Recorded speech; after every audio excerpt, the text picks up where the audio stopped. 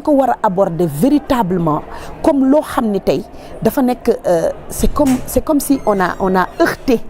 en fait sénégalais yi ci li ñu am li gën a profond mooy seen ay deniers publics te warul mën a demee noonu. Donc man je me pose des questions, énormément de questions, et comme tous les Sénégalais j'ai envie de comprendre, j'ai envie de savoir fan la responsabilité bi nekk et jusqu'où la ñu dem ci niveau yàq bi fu mu toll. Qui est responsable et képp ku responsable dafa war a rendre compte. On doit rendre compte parce que nit mënul utiliser xaalisu Sénégal ci ni mu ko neexee def ci li ko neex te doo rendre compte. Ça c'est le premier fait. Aussi je me pose la question à savoir comment on a pu pendant des années, parce que li information yi génn soo xoolee ce rapport c'est des années et des années, c'est pas en une année la ñu am ce problème. Donc ça s'est passé sur une longue période bu ñu étudier. Et qu'est-ce qui s'est passé sur période bi ñu étudier wul? Parce que il faut pas que nit ñi fàtte que ni rapport bi dafa jël la durée de 2019 à 2024. Et en 2019 loi bi dafa leer nañ dafa ne à chaque fois qu'on a changé de gouvernement ñu dem ci élection présidentielle dañu war a taxaw gouvernement bi fi nekk dafa war a taxaw def le bilan de 5 dernières années yi en convoquant en fait benn audit bu ngand boo xam ne ça dépasse les audits classiques, mais dafay mën a permettre ñu mën a dem trésor ñu mën a interroger ñëpp ñi nga xam ne ils manipulent les deniers publics pour mën a am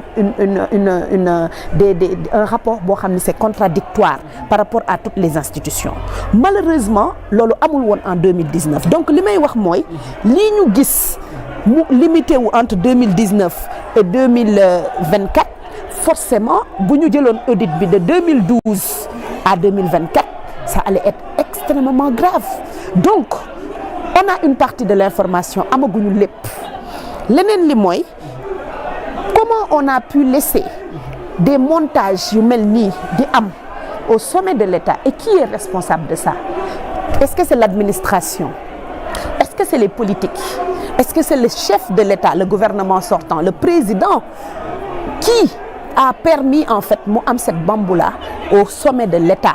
Voilà un peu man la question que je pose aujourd'hui. La question bi may poser di ko poser tamit nos autorités, parce que en tant que Sénégalais tout simplement nous avons le droit de savoir. Maintenant pour en revenir à lan la ñu war a def, mais il faut mettre les garde-fous. Il faut qu'on puisse sanctionner d'abord ceux qui ont fait ça. Gis nga boo sanctionner avec la manière, man je plaide pour une chose. Pour man tous ces procès doivent être des procès publics. Mais déjà gis nañ l'État desul gannaaw avec le parquet judiciaire financier, parce qu'avec ce parquet là aujourd'hui on a un bilan à mi-parcours boo xam ne commencé nañ teg loxo ay ñoo xamante ni ñu fësoon liñ ci réew mi des autorités te ñoom laale nañ ci li nga xamante ni moom moo yóbbee tey rapport Cour des comptes bi ci li mu pointé irrégularité ak fi ñu yóbbu tey jii nii li nga xamante ni moom mooy économie réew. Man pour man on n'a pas encore commencé, parce que dans le fond man de boog gisaguma bu baax des gens yu nga xam ne dañu yoroon des responsabilités yu avérées ñu convoqué leen. Pour man c'est encore l'arbre qui cache la forêt, parce que ñi ma fi dégg ñu convoqué, pour man ñi ma fi dégg ñu convoqué en tout cas à ma connaissance du woon ñoo xam ne dañu nekkoon véritablement aux commandes. On a pas encore touché ñi nga xam ne ñoo nekkoon aux commandes. alors déggee yow dafa mel ni mbir mi chaîne la boo xamante ne dafa am fu mu déparé ba mu fu mu yegsi et que ci cat bi lañ jàpp bu ñu laate. Non pour man on n'a pas encore commencé, parce que gisaguma bokk ci dossier yi ñu fi ubbi kenn koo xam ne tey dañ ko jàpp ñu ne dañ ko jàpp ci gestion X Y ou Z. En tout cas gisaguma ko. Kon pour man on n'a même pas encore commencé véritablement les enquêtes. Peut-être que ñu ngi def enquêtes yi ci suuf, peut-être ñu ngi def information yi di ko jéem a corroborer, mais jusqu'à présent li nga xam ne tey pour man moom la ñu jàpp. Par exemple osons le dire, hein, je crois que ça sert à rien de tourner autour du pot. Vous me parlez peut-être de Farba, de Tahirou, mais je ne pense pas que ce soit un dossier boo xam ne c'est lié à l'audit de la Cour des comptes. Ah, bon? Ah oui, ça ñoom li ñu leen jàppee, je pense que c'est CENTIF la cellule bi nga xam ne moom moo defoon son enquête avant qu'on arrive en 2023, avant le changement de pouvoir. Si dossier yooyu la ñu nekk. Gisaguma bokk wala déggaguma bokk ñu woo kenn koo xam ne ça concerne les autres rapports te ñooñu on les a épinglés ñu ci ëpp ci seen gestion. donc je pense que on n'a pas encore commencé les enquêtes. Par ricochet donc ñu amaale ci yow sa njàngat par rapport à leur dossier ils sont envoyés en prison donte ba tey jàpp nañ ni defuñu dara pour le cas de Farba et le cas de Tahirou Sarr tey jii lan moo ci sa. ku jàpp ni defuñu dara. à leur entendre parler. ci seen défense. ci seen ay avocats. donc dégg nga seen sortie gi ñu def dem nañ sax ba joxoñ ci baaraam Ousmane Sonko jàpp ni c'est lui qui est derrière tout ça avec une main politique. Ousmane Sonko a bon dos ndeysaan man de li ma xam ci dossier bi defe naa am na lu bari lu ma ci xamul mais am na lu tuuti loo xam ne defe naa tous les Sénégalais partagé nañ ko mooy. je pense Farba dañ ko jàpp ak Tahirou ci histoire boo xam ne CENTIF moo def enquête am avant que ñun ñuy egsi avant que le président Diomaye n'arrive au pouvoir donc je pense bien que su fekkoon ni tey en son temps le président Ousmane Sonko amoon na kattan boo xam ne mën na ko permettre mu déclencher ay enquêtes yi nga xam ne moom moo indi lii maanaam les 31 milliards yi ñuy jiiñ Farba ak les 125 milliards yi nga xam ne bi ñuy def virement yi sax defe naa Ousmane Sonko amul woon benn accès au trésor ni à la justice ni à ces institutions donc xam naa bi ñu doon def enquête yooyu moom il était quelque part foofu derrière pour pousser il faut qu'on revienne quand même à un peu plus de sérieux dans ce pays nit boo defee dara da ngay taxaw nga assumer say responsabilités les dossiers yi nga xam ne tey moom la ñu incriminer ay nit ba jàpp leen ils sont présumés innocents il faut le reconnaître on n'a pas encore dit que voilà le procureur nag moom moo am sañ-sañ apprécier ndax dossier yi ñu ko transmettre moom dafay jël ses responsabilités placé sous contrôle judiciaire wala yóbbu en détention préventive moom mooy xam yan garantie la am wala la amul yu ko permettre mu jël décision wam mais toujours est-il que tey est-ce que les gens se rendent compte qu'on n'est pas en train de parler de millions on est en train de parler de beaucoup d'argent yoo xam ne tey dafa transiter ci ay comptes jóge trésor wëndeelu ba yegg siwaat quelque part dans le compte de Farba dans le compte de Tahirou Sarr mais avant même que le président Bassirou Diomaye Faye n'arrive au pouvoir lii c'est bien avant l'accession au pouvoir du président Bassirou Diomaye Faye encore moins de Ousmane Sonko en tant que premier ministre comment par magie ñoom ils peuvent être derrière ça il faut arrêter tey dafa am nit ñi nga xam ni dañ leen soupçonner de malversation de blanchiment de capitaux de détournement de deniers publics. Il y a même association de malfaiteurs tout ce que on peut lire et imaginer loo xam ni CENTIF moo def ay études am CENTIF nekk organe boo xam ne mën naa ne ñoom ils font des enquêtes financières ñoom ñoo am prérogative def des enquêtes sur la base de soupçons yoo xam ne c'est des institutions financières moo xam des banques moo xam des assurances wala yeneen corps yoo xam ne ñoom ils ont les prérogatives de les saisir comme quoi dañu soupçonner que ni y a des transactions yoo xam ne ça mérite ñu dem creuser au fond pour xam lan moo ci nekk buñ leen ko joxee ñoom ils ont aujourd'hui les moyens de mener leur enquête suñu mënee seen enquête deux choses moo am ñu gis ne lii kat dara nekku ci ñu teg ko classé ko sans suite wala ñu jàpp ni lii kat dafa am lu ci nekk ñu jël ko transmettre ko au procureur et je pense que ces dossiers ont été transmis au procureur bien avant que le président Ousmane Sonko n'arrive au pouvoir avec en tant que premier ministre et le président Bassirou Diomaye Faye donc comment aujourd'hui on peut toog di wax que ni de quelle manière tey laa bëgg a comprendre la ci Ousmane Sonko le président Ousmane Sonko wala keneen lii politique derrière ça ne peut pas être le cas vu la position Farba li muy représenté ci zone Fouta bi ci Agnam enfin man je ne discours peut-être bi mu porté woon foofu justement aussi là ñu ngi woon ci campagne bi man je faisais la couverture pour le premier ministre est-ce que le discours bi mu teniroon foofu du moins mu coïncider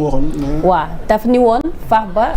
bii mooy dernière campagne am. waa léegi ma laajte dara. donc bi ñu xaama terminer question bi pour nga comprendre donc du coup est-ce que le discours boobu mu wax c'est un discours politique à l'époque on peut le comprendre mais actuellement ni mu coïncider ak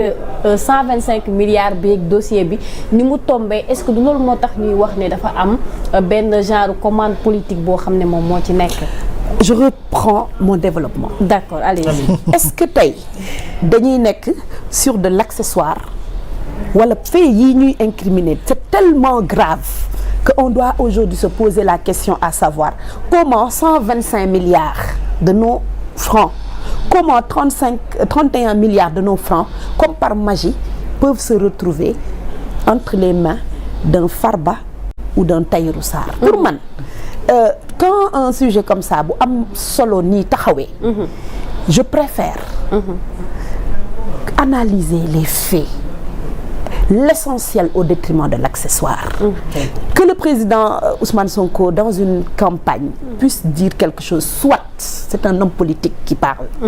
Mais est-ce que les faits tournent autour de son discours ou les faits tournent autour d'une enquête qui a été menée avant même moom muy nekk au pouvoir? Pour man, les faits sont têtus et les faits sont là. Xam nga man tey ban question laa bëgg Sénégalais yi di ko poser. Est-ce que 31 milliards lan lañ ci mën a def pour les Sénégalais? 125 milliards la ñu wax a gum ci li feeñ ak ñaata milliards la ñu fooyee ba tey situation Sénégal doon li mu doon. mën naa la ci yokkal il y a eu caution de 442 milliards ñoom ñaar. c'est extraordinaire. pour que ñu mën a génn ci affaire xam naa loolu cuun moom di ñu leeral. dina ci ñëwaat refusé ñoom seen caution. c'est-à-dire man quand je vois xaalis boobu yëpp tey souvent quand j'écoute nit yi di ma ne loo kii moo wax lii donc lii je me demande est-ce que réellement on veut connaître la vérité et le fin mot de l'histoire tey Sénégalais yi ku ne fi mu toog am na lu ko naqati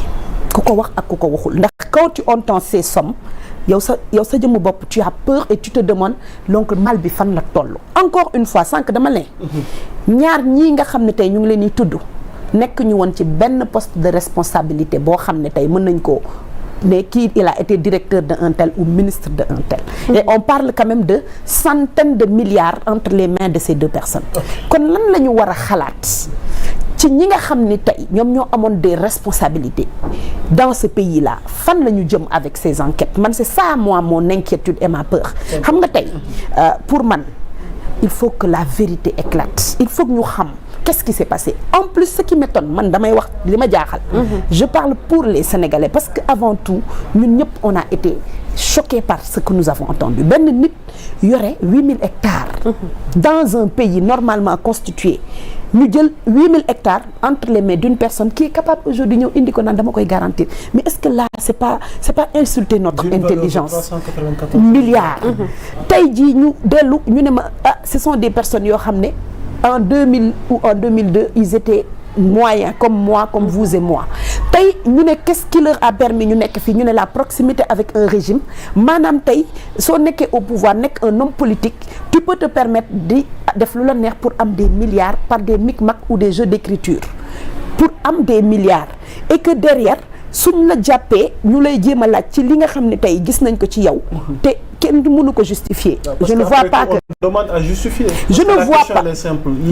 justifier ko man tey la question que je me pose et que je pose à tout le monde mooy est-ce que Farba Ngom est-ce que am na benn entreprise boo xam ne tey wala avant amoon na benn entreprise wala ay entreprises yoo xam ne tey mën na justifier cette richesse. bu ma jëlee Tahirou Sarr pareil c'est-à-dire que aujourd'hui comme j'ai dit tout à l'heure position wu nit wala parti bu nga bokk mu nekk au pouvoir dafa warul mën a permettre nit mu enrichir de manière indécente comme ça te kenn du laajtewu la question soo waxee ñu ne dañuy politique il faut arrêter aujourd'hui sénégalais yi dañu soxla xam la vérité et man la peur et la hantise bi ma am mooy quelles sont les informations qu'on va nous révéler quand les autres yi nga xam ne dañu amoon responsabilité bis bu ñu commencé nekk devant les kii donc li may ñaan man mooy et j'espère seulement que il y aura une télévision qui sera dédiée comme en Guinée pour que ñu koy teg en direct parce que tous les Sénégalais ont besoin de comprendre et de se faire seen propre religion man maa ngi ñaan ñu décréter ne dañuy jël benn télévision boo xam ne dafay topp toutes ces enquêtes ñu koy teg à la télé di poser nit ñi question ñuy tontu les gens di comprendre di xam quels sont les tenants et les aboutissants bu boobaa kenn du manipuler kenn parce que cette chose là dafa war a permettre bu ñu jógee fii dootuñu amati mukk ci Sénégal benn gouvernement wala benn homme politique wala femme politique boo xam ne di nga nekk ci benn position di def lu la neex di jël les deniers publics ne serait-ce que un rond te doo rendre compte. am na solo soxna Khadija Mahécor Diouf ba tax na cuun ci yow laa bëgg a jëm defe naa ni initiative bi mu wax ni autorité yi loolu yoon terew ko ñu def benn procès public boo xamante ni